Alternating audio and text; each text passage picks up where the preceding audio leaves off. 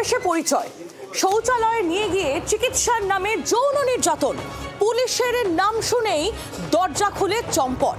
এসএসকেএমে নাবালিকা নির্যাতনের ঘটনায় এমনই চাঞ্চল্যকর তথ্য জি 24 ঘন্টার হাতে। ইতিমধ্যেই গোটা ঘটনায় রিপোর্ট তলব করেছে স্বাস্থ্য ভবন।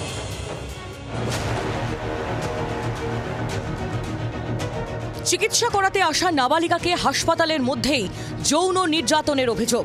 এসএসকেএমের ঘটনা কলকাতা তো বটেই, রাজ্য জুড়ে শোরগোল ফেলে দিয়েছে। ফের একবার প্রশ্ন তুলে দিয়েছে সরকারি হাসপাতালের নিরাপত্তা নিয়ে। কিন্তু গত বুধবার হাসপাতালে ঠিক কি ঘটেছিল, কিভাবে যৌন নির্যাতন করলো হাসপাতালেরই প্রাক্তন রক্ষী অমিত মল্লিক? জি 24 ঘন্টার হাতে উঠে এসেছে একের পর এক চাঞ্চল্যকর তথ্য।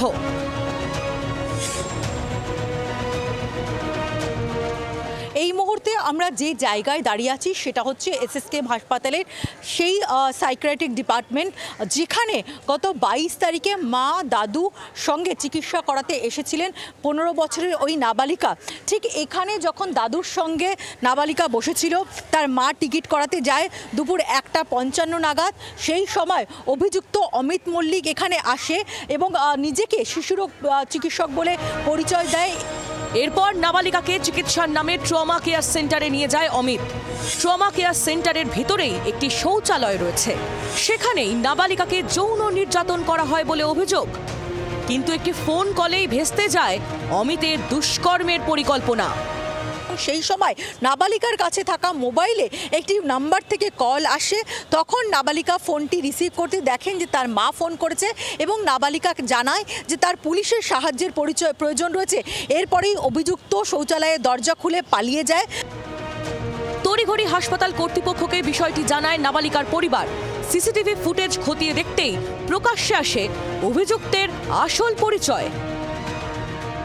সিসিটিভিতেও দেখা যাচ্ছে অমিত মল্লিক যে এনআরএস হাসপাতালের নিরাপত্তার সঙ্গে যুক্ত, সে এই ঘটনার সঙ্গে যুক্ত।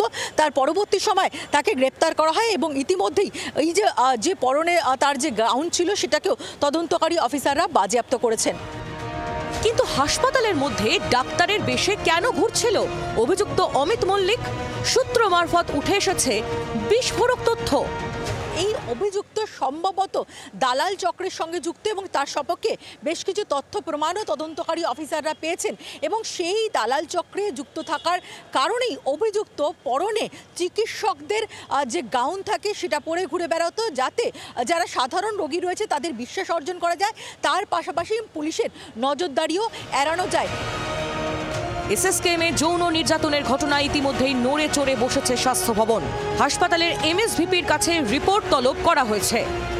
ক্যামেরায় শুভাশিস ও শুভ্রর সঙ্গে পিয়ালি ও অয়নের রিপোর্ট, জি 24 ঘন্টা। বাংলার আওয়াজ, বাঙালির আবেগ, জি 24 ঘন্টা।